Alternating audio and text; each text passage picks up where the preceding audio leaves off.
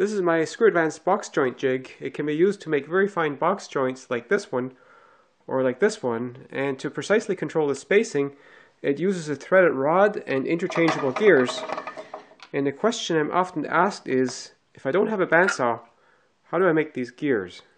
A popular substitute for a bandsaw is to use a jigsaw like this one, but the problem with that is it's hard to see where you're working and the blade is not that stable. Even on an expensive one, the blade still flexes. So the thing to do is to mount it upside down and then add something to guide the blade, and that should make it suitable for gears. Rather than having the saw poke through the plywood, I figured a slot is better, and I had to cut some extra holes here because it protrudes a little bit here. I could attach this saw by putting some drywall screw right on the round edge of it, but I also want something to cover this area so I don't get debris falling in there. So I just made this thing here with a slot in it, and I've got two screw holes right here, so that mounts like so. Now I need to make a guide that holds the blade on top, and I figured just a piece of wood supported like this and with a slot in it right here should do the trick. A drop of oil is probably a good idea for the slot just to make sure everything slides better. And now I just need to put this here, and I need to fix that very rigidly. So I'm just going to put it on with a couple of C-clamps. I'm going to put this scrap of plywood here, and it's about the same thickness as this, so I have more support. I'm going to use a printout of one of the gear templates from my box joint jig plans.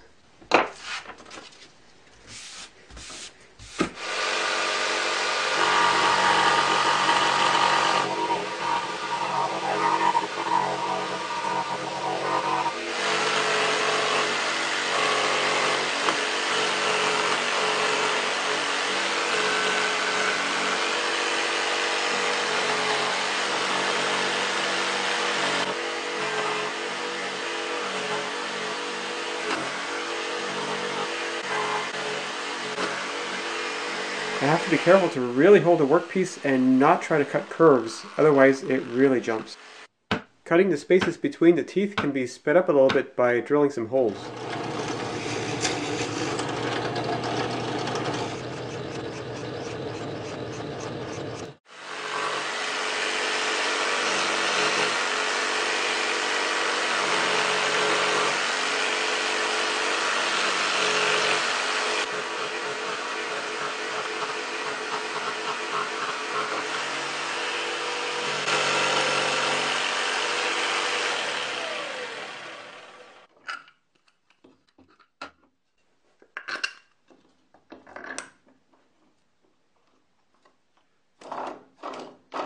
So this gear still runs a little bit rough.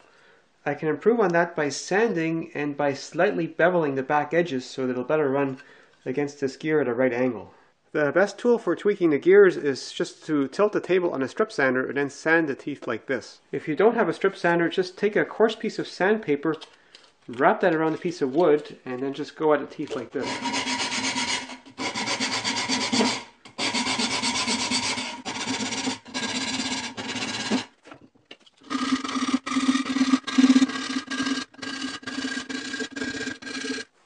After sanding and a bit of tweaking, I'm not getting any more binding on here.